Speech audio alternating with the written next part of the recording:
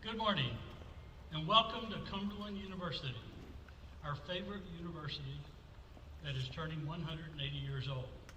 My name is Richardson.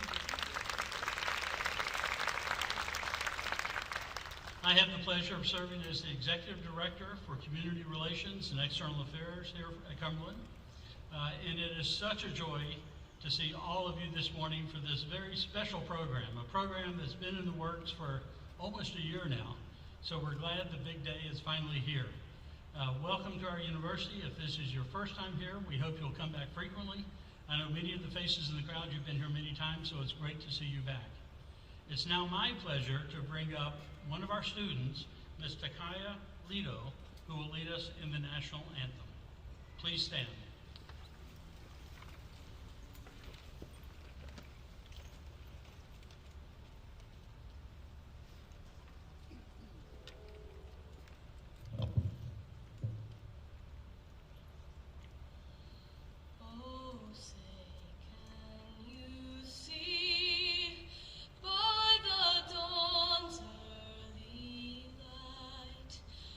So proudly we hailed at the twilight's last gleaming, whose broad stripes and bright stars through the perilous fight o'er the ramparts we watched were so gallantly streaming.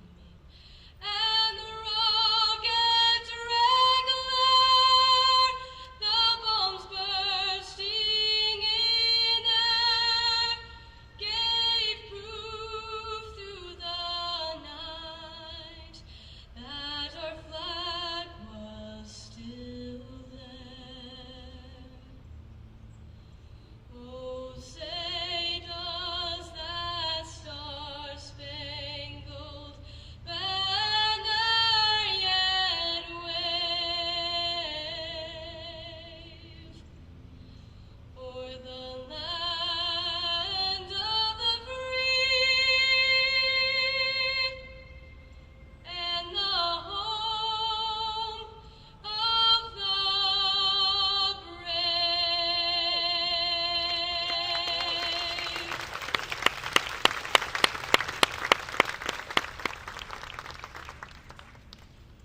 Wasn't that great? Wasn't that just spectacular? Thank you, Takaya. It's now my pleasure to introduce a good friend and my boss, the 26th president of Cumberland University, Dr. Paul C. Stone. Please welcome Dr. Thank you, Rusty, and thank you, Takaya. That was indeed beautiful. October 1st is an important day in our history for a number of reasons, including today was the first day of operations for both Stanford University in 1891 and the University of Chicago in 1892. October 1st was the first ever World Series baseball game in 1903. And the first UHF TV station started broadcasting on this date in 1952. The U.S. Space Agency, NASA, began operations on October 1st in 1958. And Nigeria became the 99th member of the United Nations on this day in 1960. By the way, there are currently 193 nations that comprise the United Nations. The Beach Boys recorded their debut single, Surfin', on this day in 1961. And in 1962, The Lucy Show premiered on CBS, and Johnny Carson hosted his very first Tonight Show. But for us, this day is of particular importance because 150 years ago today, in 1871, Mrs. Mary Elizabeth Riley Hull went into labor in a small cabin up in Olympus, Tennessee, which was then part of Overton County. And on the very next day, she delivered the third of her 5 sons, whom she named Cordell. The impact of Cordell Hull on so many cannot be overstated. You will hear from a few such individuals today in just a few moments.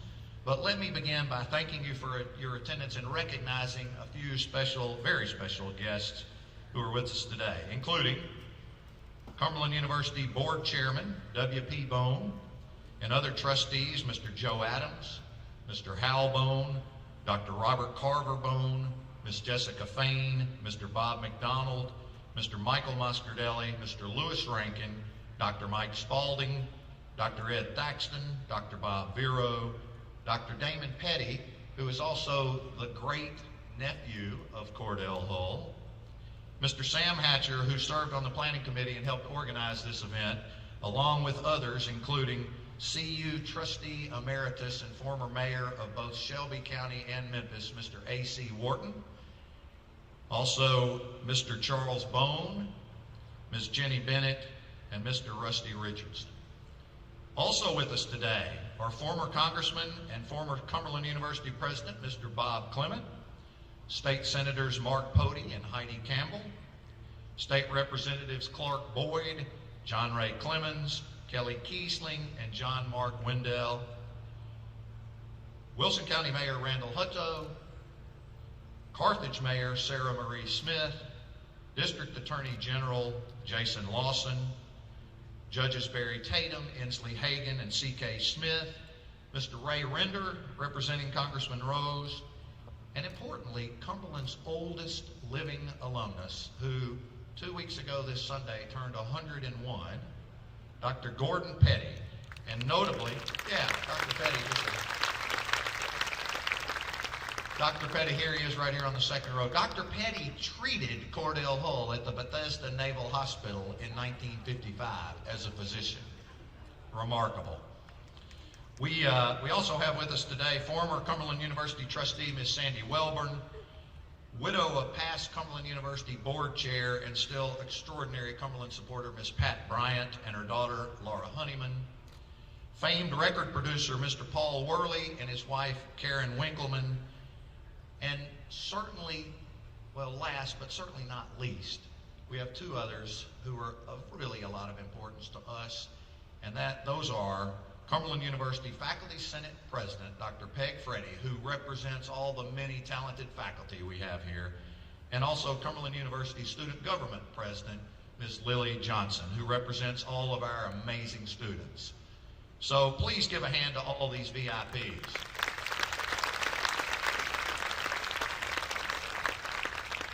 We have a few other special guests who you will see momentarily on the podium if I would sit down and be quiet. And I get the privilege of introducing the very first of those, who's a dear friend. And she's standing right here, so I'm going to ask her to make her way on up to the podium. But Ms. Joyce A. Weiss, who's escorted today by Rabbi Mark Shifton.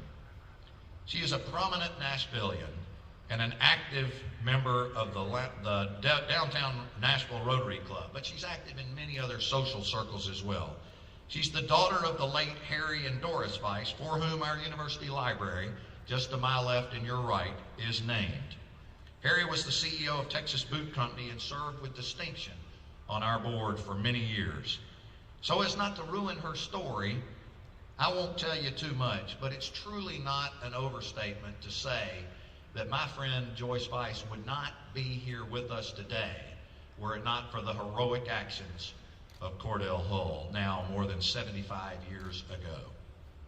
I invite Ms. Joyce Weiss now to come to the podium and to share her amazing story and a prayer. Please join me in welcoming my friend Ms. Joyce Weiss.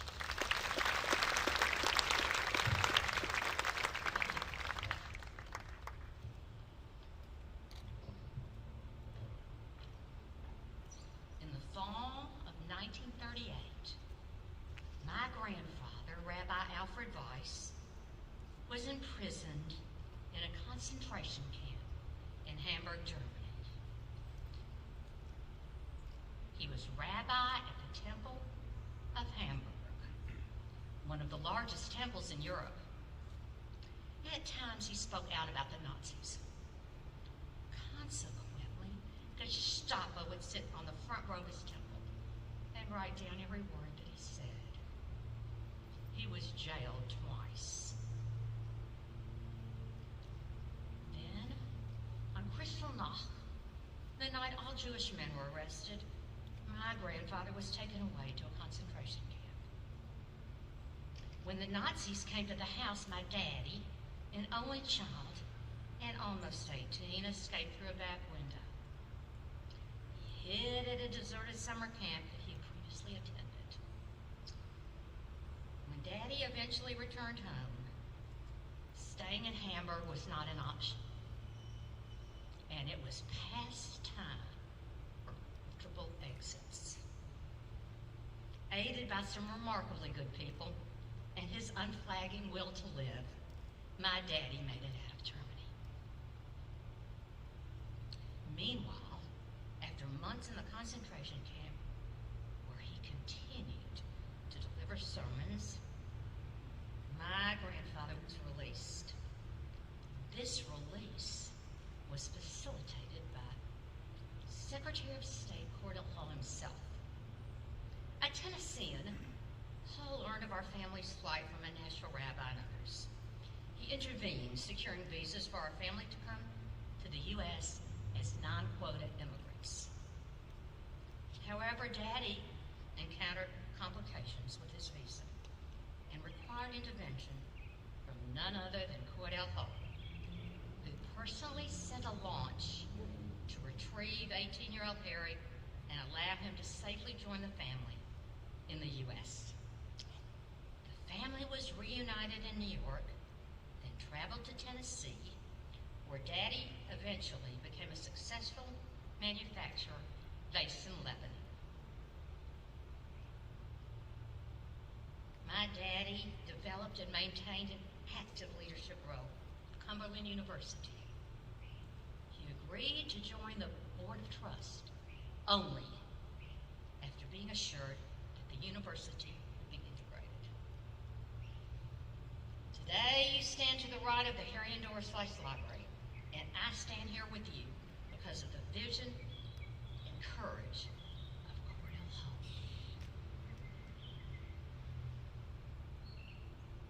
It was a tradition that on Shabbat, Mommy and Daddy blessed us.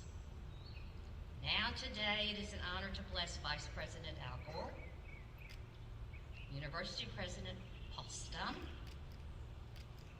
Rabbi Mark Shifton, and the memory of Cordell Hall and all the students of Cumberland University. Yivarecha Adonai v'yishmerecha. Yer Adonai panav elecha v'yichumecha. Yisak Adonai panav elecha v'yisemelcha. Shalom. May God bless and keep you. May God cause the light of his countenance to shine upon you and be gracious unto you. And may God grant you, my dear friends, the greatest gift of all, the gift of peace. Now and forevermore, as we say together, Amen.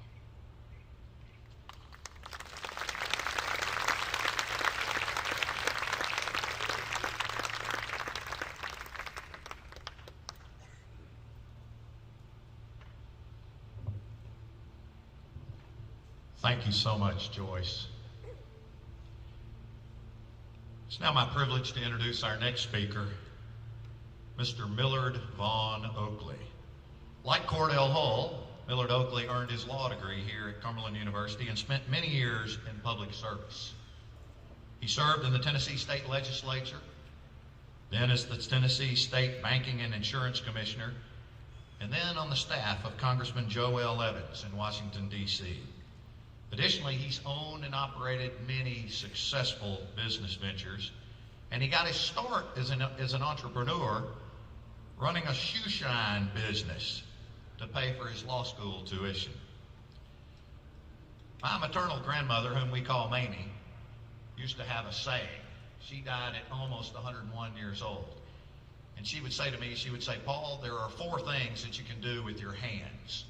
You can clench them in anger, you can wring them in despair, you can fold them in idleness, or you can extend them to help others.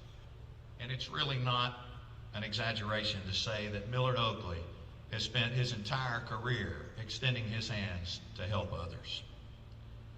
Over the years, he's supported and helped to elect many very prominent public servants, including one extremely successful Vice President of the United States, who happens to be from right here in Middle Tennessee. And I believe that he's also one of only 2 persons here today who knew Cordell Hull personally. Will you please join me in welcoming to the podium Mr. Millard Vaughn Oakley to share some thoughts.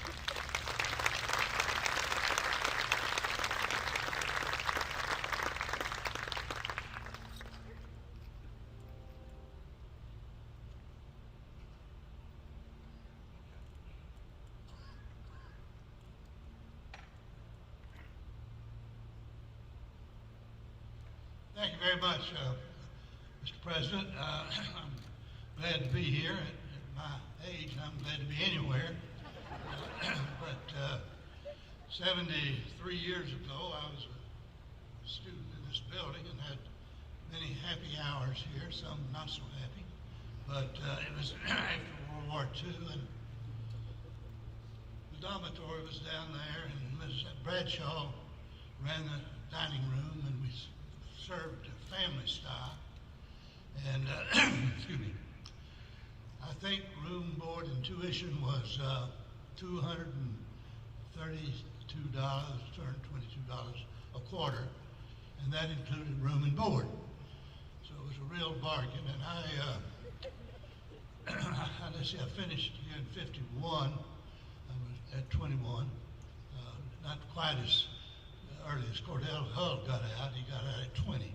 But anyway, one of the real pleasures was going to Washington to meet with Cordell Hull. I'm sure it was 1950, although I'm not absolutely sure. I was a junior at law school here then. And I do recall driving up, about 7 of us went up, I think. And it was a long drive, which I'd never been further away from home than Nashville at that point. It was a long, arduous kind of drive. But he received us, he was real well. He stayed at, he was living at the Wardman Park Hotel. It was a retirement type hotel. His wife had predeceased him a few years before that. And he was there, and he received us very graciously. We had some kind of accolades or something to give him. And he received us very graciously. He was dressed immaculately, vest on, fob on. And we sat on there's a solarium there, and we sat there and talked for, a good long while. Several hours that I remember, maybe a little longer. It was interesting, he really wanted to talk more about his childhood days than his important days with President Roosevelt. How he was, as President Paul pointed out, he was actually born in Overton County, although Pickett County had all the biographies and everything showed that he was born in Pickett County. Pickett County was not formed until 1879, and he was born in 1871. It's been that mistake has been in all the history books for many years. But in any event, he told us about going to a one-bedroom school at Willow Grove. His father was referred to as Uncle Billy Hall, and he built the one-bedroom school there. He then had gone to a school in Salina, a funny name, but I can't remember it, there, and came to Cumberland. He got his law degree at that point. It was a 10 months law school. And he was served in the legislature one term, told us about that. And then he was appointed circuit judge of the 5th Judicial Circuit. And he was 22, I think, or 23, and he was a circuit judge with, I suspect, very limited law practice considering his age. And he then ran for Congress and served all those years. But it was interesting what he told us about the Congress. He left his home at that point was Carthage. Carthage has produced a lot of famous people instead of one here today, of course. And he got on the train and went to Nashville and then to Washington, and he answered all of his constituent mail just with his fountain pen. If I recall correctly, at that time he lived in the Mayflower Hotel. I think maybe the Democrats lived in the Mayflower and the Republicans in the Willard. My memory could be wrong about that. Vice President could tell more about that than I could. But anyway, and some of the activities in Congress was, I can't remember all of them, but he told several funny stories. And it was just, he was a delightful fellow to be around. He was very outgoing and friendly. You could tell he was a man of character, and he had stature about him. And he was a tall man, a handsome man, and he was, as I said, just a delightful person to be with. And it was one of my favorite, best experiences in my life was the few hours that I got to spend with Cordell. I think Brad McGinnis, an older lawyer in Carthage, told me that I knew him fairly well, that he liked to be called Judge Hull, and rather than any other title. Everybody called him, his friends called him Judge Hull, although he served just a little while as a circuit judge. But anyway, I'm glad to be here and help honor him in this very minimal way. And he's obviously the most famous alumni of this school, and everybody should be very proud of the heritage of this university. I've got a handbook that two people wrote about the university. Some of it's good, some wasn't so good about some of the activities. But anyway, I think it went dark during the Civil War, but for the small few years there. But it's been active ever since, and I'm glad to be an alumni from the school. It's been a real pleasure. I like to come out all of these buildings. So this is the main building right here, and the law bar down on West Main Street. That's where the law students went. But we all, the dormitory here, and girls are here. Girls had to be in by 8 o'clock at night. Got expelled if you caught with a beer on the campus. It was a good Baptist school then, and my mother wanted me to go to a good Baptist school, and I hadn't been here too long, so I learned about what you did with dice and cards and several things. It was right after World War II. The one club that I recall, I'm embarrassed to tell it, but it's the truth. We had a funnel club. As young people do a lot of foolish things. The funnel club. It was in the funnel club. You kept your funnel as Joe Jordan's down the Devil's Elbow. The older people, you know what that is. And in order to be a member of the funnel club, you had your funnel and you had to drink a beer in the funnel without taking it from your mouth. And if you couldn't get in the funnel club unless you could do that. But it was, there's several other things. But I'm glad to be here. I want to congratulate Mr. Trump for doing he's doing such a good job here at this university. He really is. As well as Bob Clement, who I was the legislature, but he's about that tall and lived out the governor's house running around like he knew what was going on in Frank. But I don't remember when that was. That would have been in the, Bob, I guess in the early 50s, I guess. 52, maybe 54 or something like that. Thank you again for letting me be here.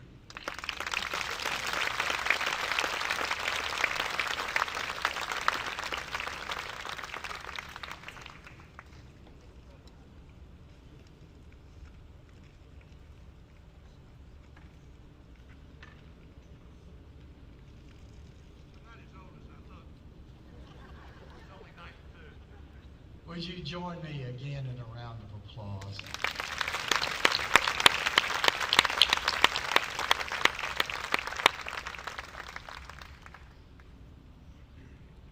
Before I introduce our next two guests, it's time to say thank you.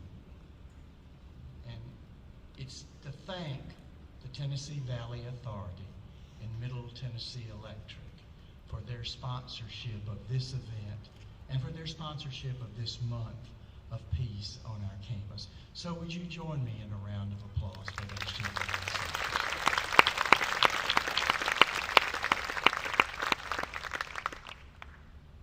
It's my pleasure to present Mr. Justin Meyerhofer, who is the Regional Vice President of the Tennessee Valley Authority, and Mr. Chris Jones, who is the President and the Chief Executive Officer of Middle Tennessee Electric. Would you welcome them to the platform?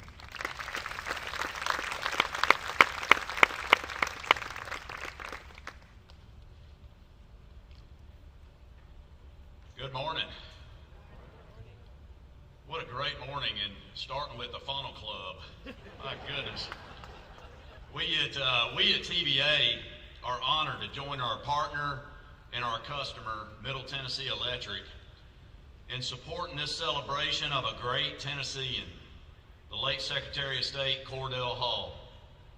Middle Tennessee Electric and TVA are long-term partners in supporting important community events like this and delivering the unique value of public power as we work together, serving the people of this region to make life better.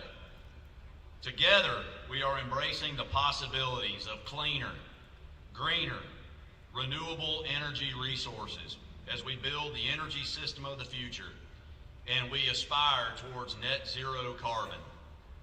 You know, I think Secretary Hall would approve of the direction we are headed, and the people of this region should be grateful for the role he played in making TVA a reality. Secretary Hall was awarded the Nobel Peace Prize for his contributions as the father of the United Nations. What isn't so widely known is that Secretary Hall could also be considered one of the founding fathers of TVA, alongside President Franklin Roosevelt and Nebraska Senator George Norris. After FDR's election, but before he took office, Hall took FDR on a tour of the Tennessee Valley, where he promoted the development of water power for the region. Harnessing and managing the 652-mile Tennessee River became a foundational tenet of the bipartisan TVA Act, championed by Roosevelt and Norris. And hydropower became the original clean and green and 100% renewable energy source upon which the TVA system is built. Hull, Roosevelt, and Norris's collective vision formed the basis of TVA's innovative approach to energy, environmental stewardship, and economic development. An approach that continues to be a great source of jobs, investment, and a great quality of life that are the hallmark of our region today. And it may have all started because Cordell Hall, a graduate of this great university, told the incoming president of the United States, "Hey, take a look at this river." In the path of Tennessee's second longest river, the namesake of this university, lies a dam named in Secretary Hall's honor and operated by our friends at the U.S. Army Corps of Engineers. It's situated just 5 miles upstream from the hometown of another great Tennessean, a longtime friend of TVA, and a beloved servant of the people of this state, Vice President Al Gore.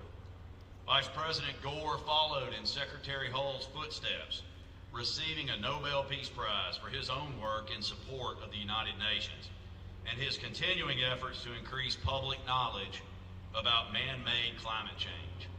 Mr. Vice President, we all look forward to hearing your comments, and we thank you for adding your respected voice to today's celebration.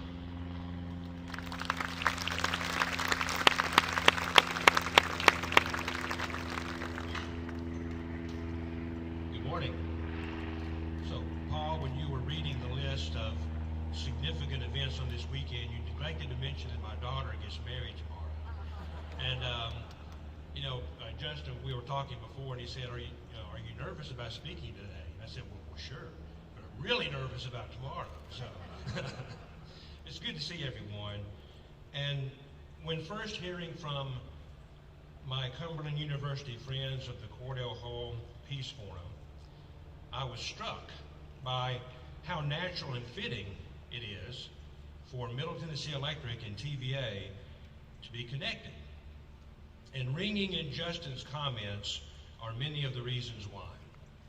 So out of respect for time and also eager to hear from Vice President Gore, I will primarily say a hearty amen to everything that Justin said. But I'll add that Secretary Hall was also instrumental in the Roosevelt administration's Rural Electrification Act in 1936. This, many of you know, gave rise to the electric cooperative movement and to Middle Tennessee Electric, your electric cooperative. Now, it's also interesting and fitting because Middle Tennessee Electric has a number of connections to Cumberland University, and that's not just a pun on electrical service, Paul. We have a number of connections, and an example of that is a former Cumberland board member and the former chair of the Middle Tennessee Electric Board, the late Gordon Vaughn, who I know is smiling down today upon the university he so loved and the vice president he so admired. Gordon's son, Hal, is a board member now, board member for Middle Tennessee Electric also. A number of connections the Bone family has to both Cumberland and Middle Tennessee Electric.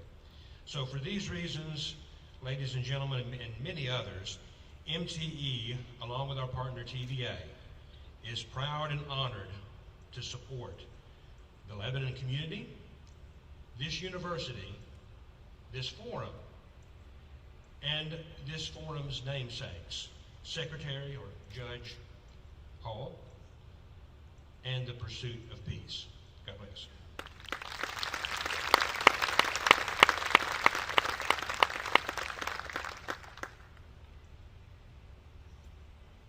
Chris and Justin, thank you both so much for being here with us and your support of this important month-long celebration. I want to also thank Beth Gear. Beth is here somewhere, and I thank her for being so instrumental in helping us secure the attendance today of our keynote speaker, whom I'm now ready to introduce, but he really needs no introduction. Truthfully, any introduction that I might offer would necessarily be insufficient and inadequately capture even a small fraction of his many achievements. I will therefore not take much of his time by reciting his biographical pedigree. You all know it. What I would like to say is that I know three really outstanding people who hail from Smith County, Tennessee. Two of those people are Nobel Peace Prize laureates, and the other is my awesome wife, Christy. Yeah, that's right. Give her a hand. Former U.S. Vice President Albert Arnold Gore Jr. served his country as a soldier in Vietnam and has served not only his country with distinction, but truly the entire world for many decades now. He served as a champion for environmental protection to reduce global warming. He served as an advocate for the development of important technologies such as the internet. And in keeping with the mantra of his family friend, Mr. Cordell Hull, or Judge Cordell Hull, he served as a proponent for peace throughout the world. Al Gore served for several years on the Cumberland University Board of Trust and was elected trustee emeritus when his responsibilities in D.C. became too great for him to remain as an active trustee. But he's never forgotten his roots here in Middle Tennessee. And while he's respected around the globe, he's truly beloved here in Middle Tennessee.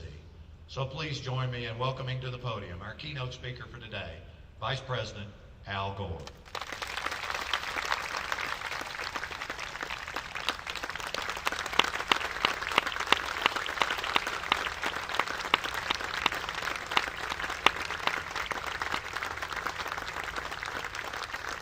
very much, ladies and gentlemen. What a wonderful day and what a great honor. I've enjoyed the comments thus far, and President Stum, thank you very much, and I'm glad you married a Smith Countyan. There are a bunch of Smith Countyan's here today, and Joyce Weiss, thank you for your wonderful comments. I'm losing where you are. Now, there you are right there. Knew your dad so well, and what a moving story that was. To all of the distinguished guests, I enjoyed Millard Oakley's comments about coming to a Baptist institution in those days and learning about all of these scandalous activities. I think that's the highlight here. It kind of reminded me of Mark Twain when he wrote about his young adulthood in Silver City, Nevada. He said it was quite a place. He said there were open bars on every corner, houses of prostitution, and loud gunshots. It was no place for a Presbyterian, and I did not long remain one. To all of the distinguished guests and sponsors, I'm honored to join Mayor A.C. Wharton as trustee emeritus, Mayor Wharton, Mayor Memphis, and Mayor of Shelby County as well, one of the finest public servants I've ever worked with, and here with his wife Ruby. It's such an honor to have you here, sir, and all of the Bone family, the chairman of the board, my good longtime friend Charlie Bone, many others, and by the way, Gordon's daughter Sue Ann is here also, and so many distinguished guests, so many close friends here in Lebanon. You know, I have so many connections here. And one of them is Gordon Petty's attendance at graduating from Cumberland. I was at his 101st birthday celebration just, what was it, about 2 weeks ago, wasn't it, Gordon? And he is he not only gave medical care to Cordell Hull, he went to see him at Bethesda Hospital during his final months, and he was having no visitors.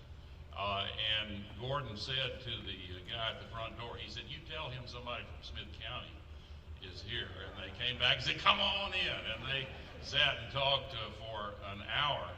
And Gordon was my baby doctor in Carthage. And I'll never forget, I told this story at his birthday.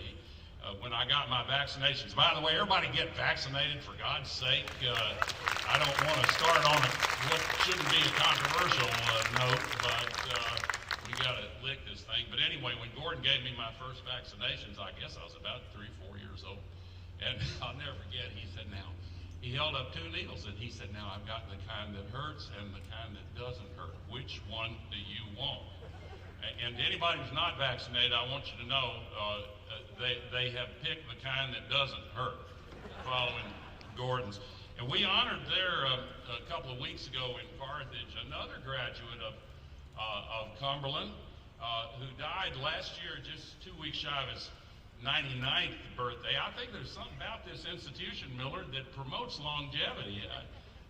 But I remember, among other things, James Bass was chairman of the Election Commission on election night, August 5th, 1976, when I first ran for Congress, and it was nip and tuck. And Millard and I were talking about it a little bit earlier, and Charlie Bone was my campaign chair. He ran the damn things. I'm not sure what his title was, but we were behind leaving Carthage. We came to Lebanon to the Holiday Inn for what we hoped would be a celebration. We were behind, and when we got there, James Bass was on the telephone saying, "Al, you ready for us to release these vote totals from Smith County?" I said, yes. And we went from behind to ahead. But anyway, Cumberland, and I remember 2 years after that, in 1978, when I was running for re-election, I brought here to Cumberland the then Speaker of the House, Tip O'Neill. And we had quite a gathering on that occasion as well. I also want to acknowledge Bob Clement, former congressman, former president of this institution, and a longtime close friend and ally for me. So there have been a great many distinguished alumni that have attended this institution. Some of you know about the list, 14 governors. How many colleges can say they graduated 14 governors? 2 United States Supreme Court justices graduated from Cumberland. More than 80 members of Congress graduated from Cumberland. A whole bunch of United States senators graduated from Cumberland. One of them, by the way, was a Senator Gore. Not my father, not me, but Senator Thomas P. Gore from Oklahoma. Boy, he was quite a disruptive force in politics. He ran as a populist and was elected to the territorial government of Oklahoma before it became a state. And then the longevity of this institution is so remarkable, antedating the Civil War. Was 1846 or something? 1842? And then when Oklahoma became a state, Thomas P. Gore was one of their first senators from the state of Oklahoma. And my father ran into him as a young man the year before he was elected to Congress on the occasion of the State of the Union.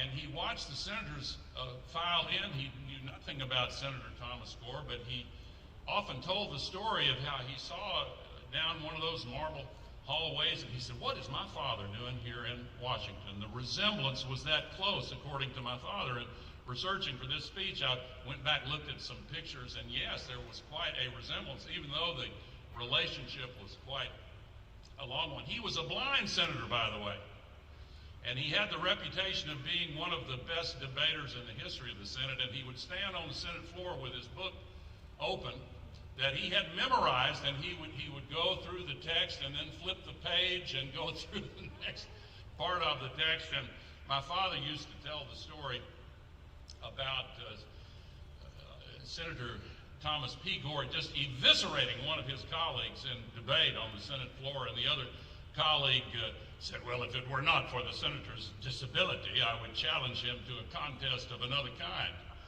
To which Senator Gore replied, "Blindfold that SOB and point him in my direction."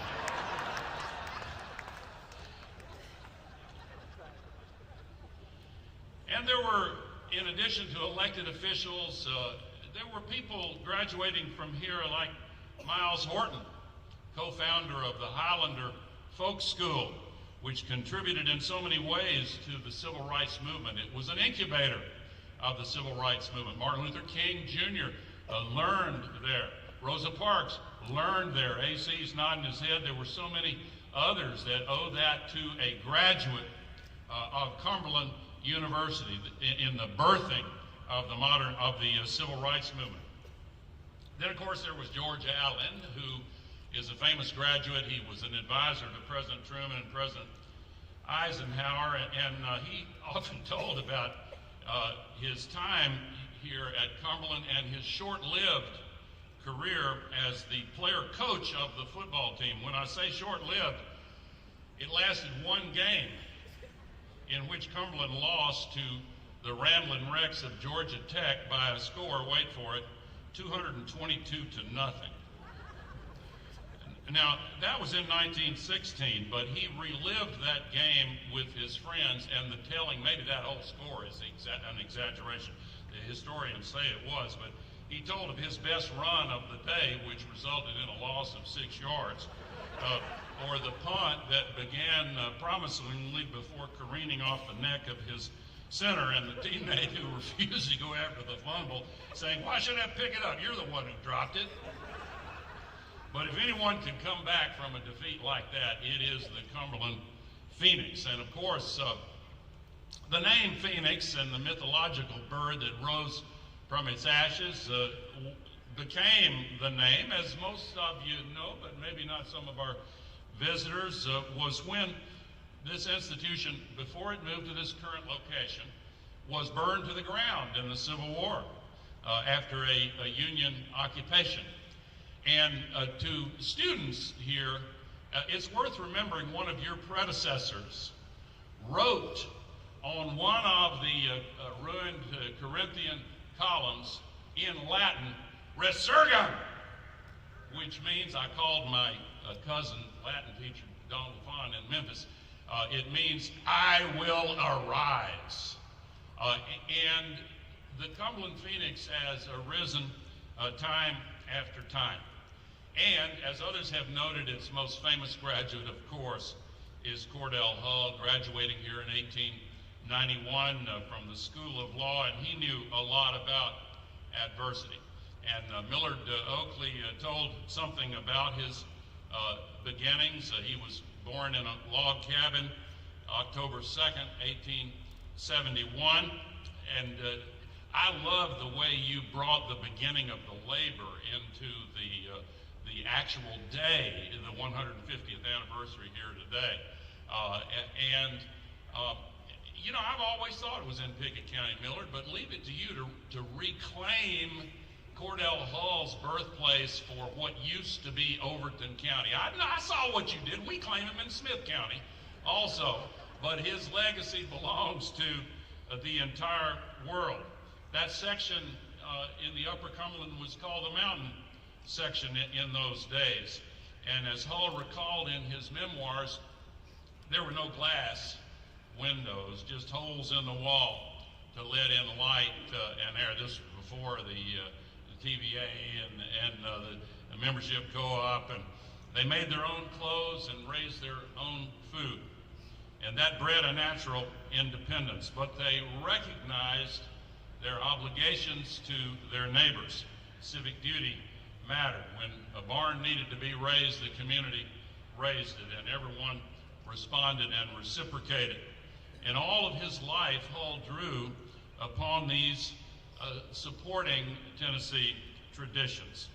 I mentioned his humble beginnings, of course, not only because they ground us, but because it is truly remarkable as an American story to reflect on how someone who started his journey in life in such conditions moved on through into the atomic age and actually shaped the world that we live in now. And he did help to spread electricity throughout the South. And in winning the Nobel Peace Prize as the father of the United Nations, he inspires us today.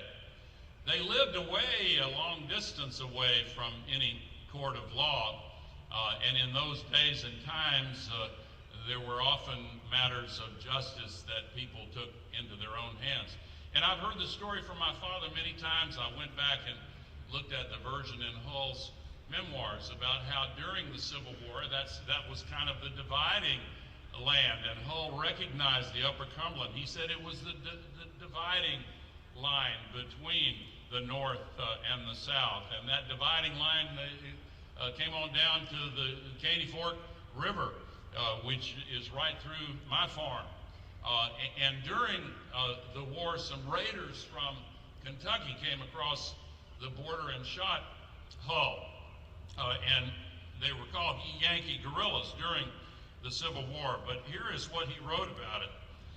He said that Hull wrote about his father. The bullet entered between father's right eye and nose and passed out through the back of his head. Remarkably, he survived that bullet wound, and he had recognized the man who shot him. And after the war, he saddled up his horse and rode across the border and found that man, this is Hull's father, found the man who had shot him, and he said, "I guess you know why I'm here."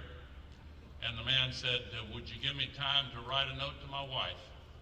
And he said, "Surely." He wrote a note to his wife, killed him, and rode back home, and a grand jury was never assembled, an indictment was never handed down. It was considered on both sides to be a fair meeting out of justice.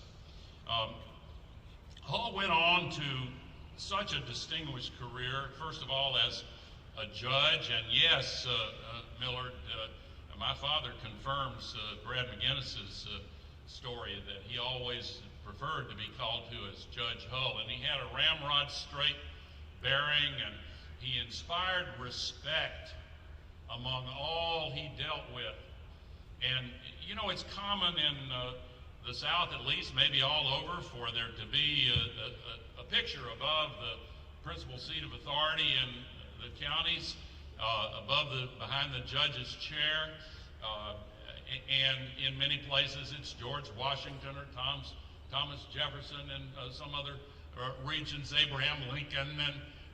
But in the upper Cumberland counties, the picture above the judge's chair for a long time was the picture of Cordell Hull, and it's still above that chair in Pickett County. I know it. I saw it above the chair in Clay County and some other counties when I first started in the Congress. And when he was in the Congress, he was instrumental in the passage of the constitutional amendment that authorized what we now call the income tax. That may not be popular with some, but it was absolutely essential to the building of our great nation.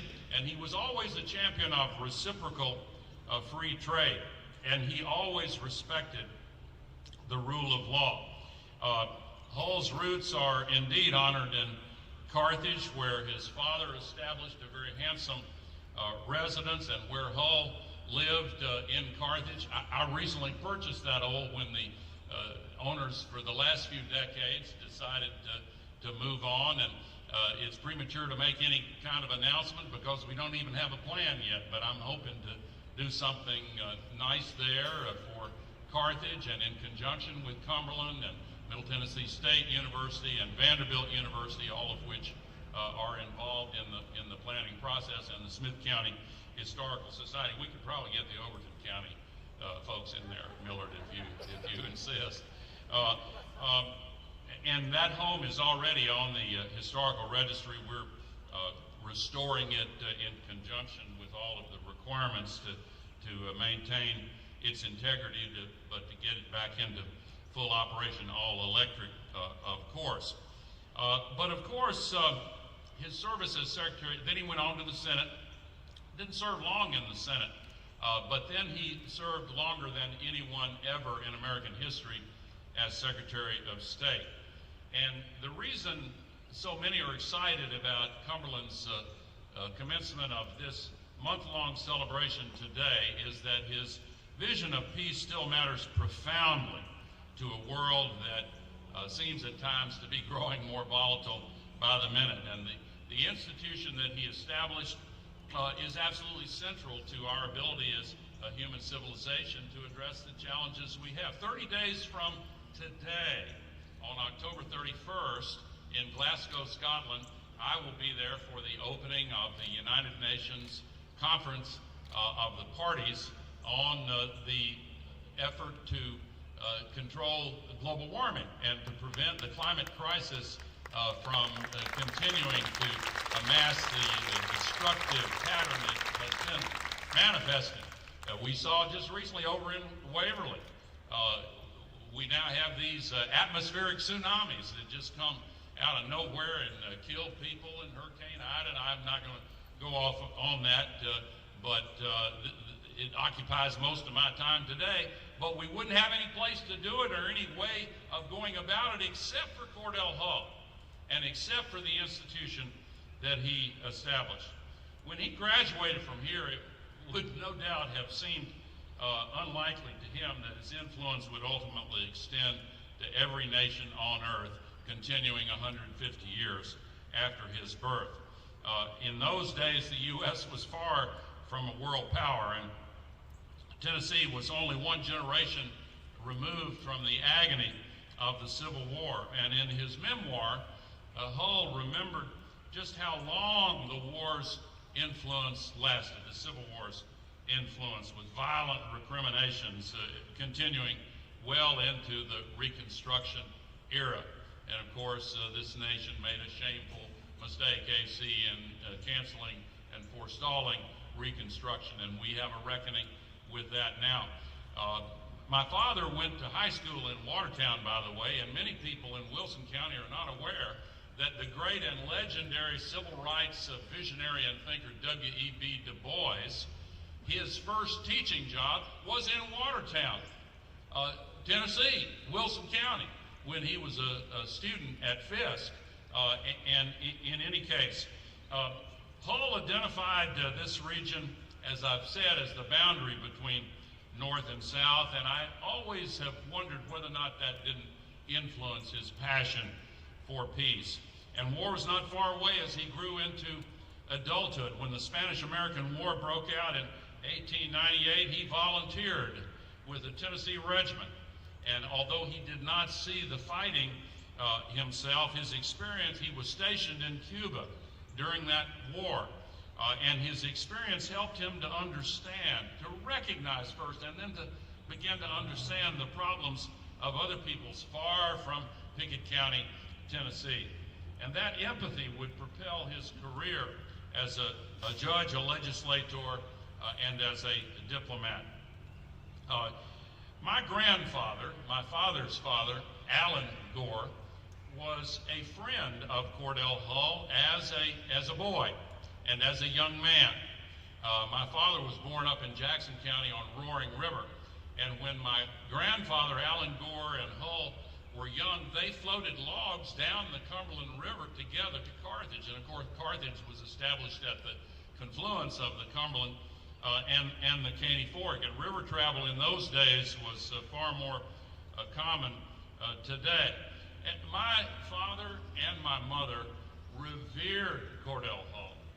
I remember as if it was yesterday. It made such an impression on me. I was 7 years old on the day in July 1955 when Hull died. We were living in a little house on Fisher Avenue in Carthage, and I woke up and came in, and my parents were somber, and I could tell immediately something had happened, and Hull had died. Hull was in Bethesda in Washington when he died, but it just made such an impact. I've heard stories about Cordell Hull all of my life, starting from my youngest days. My father was able to have the privilege of asking Hull to be a mentor to him because of my father's childhood friendship with Hull. And of course, Hull was for a long time the congressman from Carthage and the Upper Cumberland District, including most of those years Wilson County as well. And my father's principles in politics were directly derived from Hull's principles, and mine are derived from my father's principles. So I stand here as an ideological descendant of Cordell Hull. His values, his passion for peace, his determination to create a better life for people, that flowed down to me and to so many others as well. And we sometimes overlook the influence of the power of example, and Hull's example as a man of character and judgment and integrity and passion to make the world a better place just really made a mark on all who worked with him. And it's humbling to be a part of that tradition. And I appreciate you mentioning earlier the Nobel Peace Prize in 2007. When I use the word humbling, I'm going to explain it in a little more depth. When I went there to get the prize, the Carthage Courier, Sam Hatcher, the newspaper man from here, my longtime friend, knows so much about the Carthage Courier. They had a headline when the award was announced in 2007, and the headline, as I recall it, was, "Gore wins, same prize Hull won." And it really kind of put things in perspective for me, just in case I was in danger of getting a big head. I was reminded where I stood in the pecking order here. And when my father went to Congress, he constantly got advice from Cordell Hull. My father actually, when it was uncertain of whether or not FDR was going to run for one of his later terms, the tradition since George Washington had been only 2 terms, but it wasn't constitutionally required, and so there was some expectation he might not run for a 3rd or much less 4th term, and there was a little boomlet for Hull, and my father was leading that boomlet to promote Cordell Hull as president, but it was not to be. And another example of lessons coming from Hull to my father to me is when my father was elected, Hull told him, stay on the floor and learn the rules before you speak up. Learn the rules. That's exactly the same advice my father gave to me when I was elected to Congress. And that advice served me well. And he also told my father, and I'm quoting from one of the historians, I felt that any congressman worth his salt should be able to furnish leadership in his district and at the same time perform a much broader duty to the nation as a whole. That was Hull's advice to my father. That was my father's advice to me. It's advice that I followed when I represented this congressional district and then this state and then as vice president. And Hull always performed that duty. He thought broadly about his constituents and the nation as a whole. When he arrived in Congress, there were still veterans of the Civil War in office, or as he put it, quote, lingering on the public stage, end quote. But a new generation was rising fast, inspired by progressive ideas and a conviction that American democracy was essential to the future of the world. And that meant accepting greater responsibility on the world stage. And Cordell Hull spoke for our nation in expanding democracy at home as well as abroad.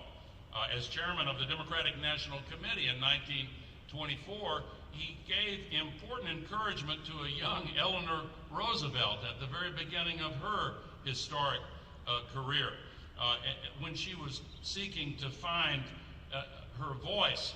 And in assisting FDR, among the other things that have been mentioned, he assisted President Roosevelt in building bridges throughout the South.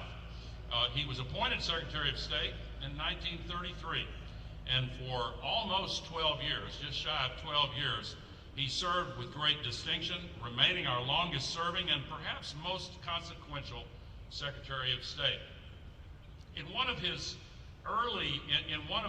early speeches outlining the New Deal, and yes, FDR drew heavily for advice from Cordell Hull, Roosevelt explained that the social duty citizens of a democracy owe to each other are at the heart of what will make us a successful nation. Hull translated that into his good neighbor policy, which was and remains the most enlightened policy toward the others in our hemisphere. And he wrote in his memoirs, and I quote, "I owe a certain debt to the Spanish-American War. It brought me into contact with Latin America, the first of what were to become literally thousands of contacts. It gave me a better idea of the wider problems of relations in the world which would face the Republic from then on. Perhaps it also increased my understanding of human nature." And of course, his commitment to reciprocal free trade. When anybody said free trade, my father would always correct them. Reciprocal free trade. It has to be fair both ways, and I've done the same thing in my career. And of course, any Secretary of State would have been challenged by the rising violence in the 1930s and Germany's attack on Poland in 1939, triggering World War II. But here too, Hull was a visionary, stabilizing our country, helping FDR, maintaining vital alliances, and helping lay the foundation for the international order that would follow the war. The idea of the United Nations came in steps, Hull writes. Its founding ideals were articulated in a series of eloquent documents emanating from Hull's office as Secretary of State. He was unswavering in his support of fair, reciprocal free trade, and he often said, when goods cross borders, armies do not. And you look at the European Union today.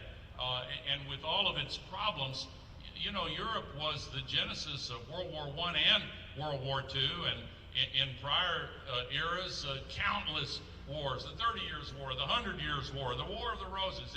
But now with economic integration, there is peace. Goods are crossing borders and not armies. And of course now we're at a time when we have to strengthen our commitment based on Cordell Hull's commitment, and I quote from the Charter of the United Nations that he helped write, to quote, practice tolerance and live together in peace with one another as good neighbors. Another echo of Hull's good neighbor policy. Now, when he advocated the UN, he crucially kept the Congress informed at every step along the way, thereby avoiding one of the terrible mistakes that President Woodrow Wilson had made when he formed the attempted predecessor of the League of Nations. And the historians note that when the United Nations was put forward as an idea, the Tennessee delegation, House and Senate, was extremely active and extremely crucial in securing approval of it. I will say to you, Joyce, I can't help thinking that Cordell Hull's marriage to Rose Frances Whitney Hull from a Jewish family in Virginia gave him a special understanding of the urgency to create a better set of protections for the world's embattled religious minorities. And we think today about the Rohingya in Myanmar and the Uyghurs in China and elsewhere. Hull recognized that need in his heart and soul, and it was obviously so much more important in the wake of the Holocaust. For all of these reasons, and principally as the father of the United Nations, Hull was honored with the Nobel Peace Prize in 1945, and then the world as a whole, like a phoenix, began to rise again from the near disaster of self-annihilation.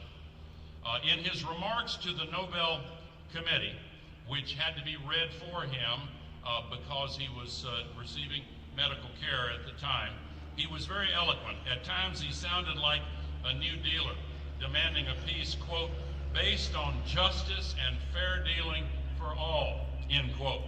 At other times he sounded, to my ears at least, a little bit like an environmentalist, insisting that peace is, quote, as important as the air that we breathe. In every line, he sounded like a realist, and he sounded like what he was, a Tennessean and a Cumberland University graduate. As he put it, quote, no piece of social machinery, however well constructed, can be effective unless there is back of it a will and a determination to make it work. And that is where those at Cumberland today come in. Will and determination are what brought you to Cumberland University. And the determination of prior students to say, resurgam, we will rise. And there are qualities that we're going to need to face the huge challenges looming up large both at home and abroad. We are now at least 2 generations removed from his time, and more than that if we count all the way back to his birth on that day 150 years ago tomorrow in 1871, but each generation influences the next. And Hull's commitment in peace came from his experiences here in Tennessee. Not only his experience in the Spanish-American War, but his father's experience in the Civil War and his grandfather's experience in the prior war against Mexico. And given the history that students today bring here to Cumberland, I want to ask all of the students here to recommit to the work of peace at home and abroad. We need you, and we especially need the young people among us to follow Hull's example and to reimagine a better politics than the one bequeathed by an older, angrier generation. Franklin Roosevelt put it well in a speech in 1932 when he said, we need the courage of the young. We need you also to embrace public service as Hull did. and to learn the rules, as he always advised, to respect the hard and often slow work of diplomacy, including in Scotland 30 days from now. We need all of us to be good neighbors to one another and to those who are less fortunate. We need to strengthen our democracy, learn our history, both our failures and our successes. And we need you to never surrender the belief central to everything that Cordell Hull ever did. Tennessee matters to the world. So in closing, I want to again say what an honor it is to be with you in the place where a great lawgiver learned the law. And by the way, I appreciate the white oak from Hull's administrations that's given, and when I plant it, I'm going to be sure to say to the press, Gore plants same tree Hull planted. Thank you very much. And am I supposed to call now let me invite the sculptor, Alan LaQuire, to the stage so that we can unveil his wonderful statue of Cordell Hull. Sir, thank you so much, and come on up here and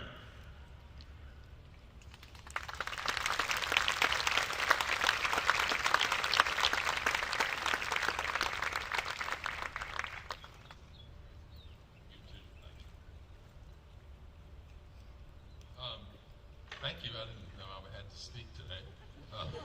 I'm just going to unveil the statue, which started about 9 months ago, and it was just finished last week.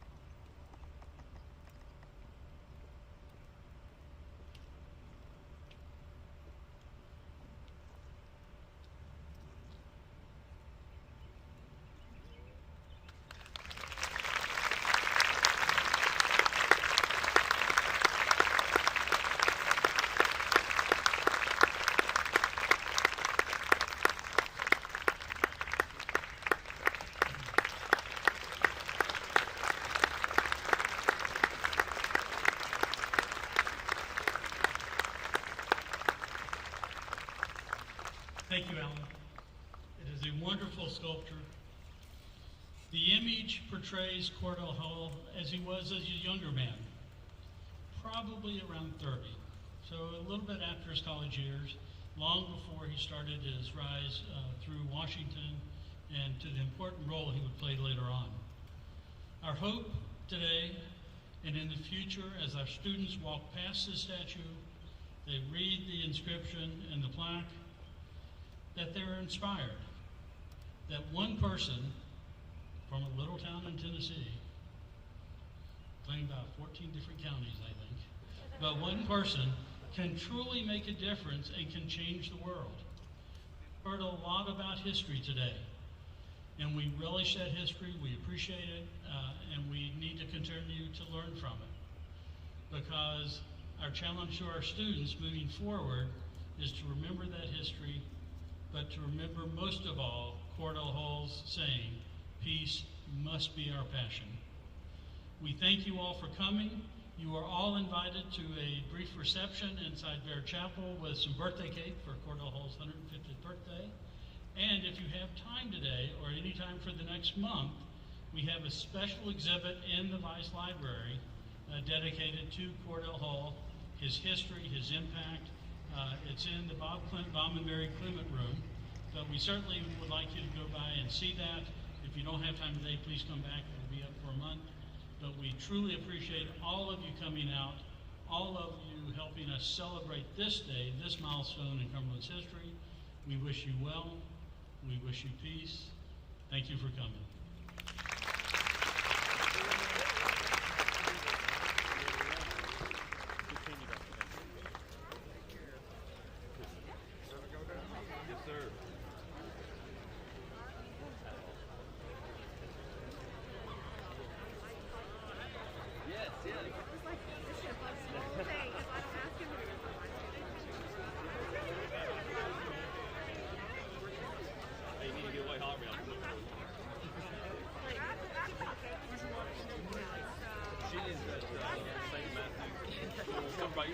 No, we live in that. West. He's good. I've seen him a couple times. We're actually my best friend coach the middle school basketball team. We're actually going to get help out. We were going to ask you to do it full time. We didn't want to get yelled at. See you, buddy. Be good, man.